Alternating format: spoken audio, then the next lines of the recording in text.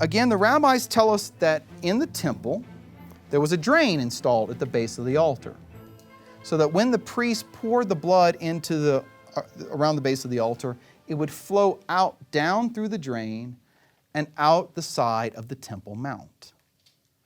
Listen to the rabbis. This is a quote from the Mishnah's collection of traditions. At the southwestern corner of the altar, there were two holes like two nostrils by which the blood that was poured out over the western base and the southern base used to run down and mingle in the water channel and flow out through the brook Kidron.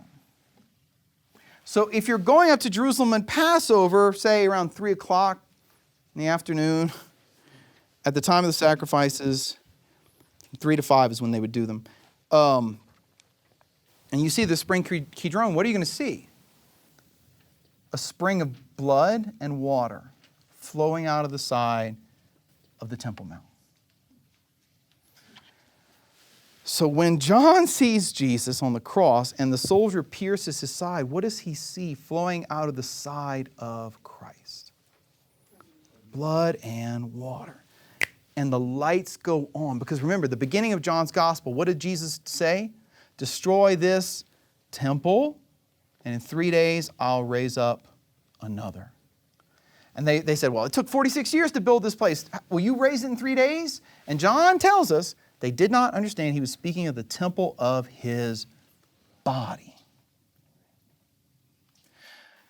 So if Jesus is the true temple, the true dwelling place of God on earth, and his side is pierced and blood and water flow out, what does this reveal to John?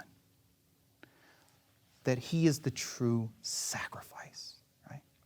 That his body itself is fulfilling not just the prophecies of the Old Testament, but of the temple.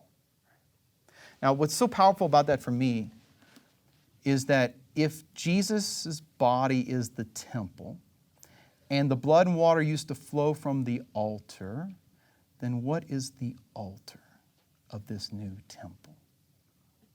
It's his sacred heart. Right? Remember, the blood and water would flow from the altar in the temple. The altar is the place where the sacrifice is offered. So Jesus' body is the temple, his heart is the altar. Why?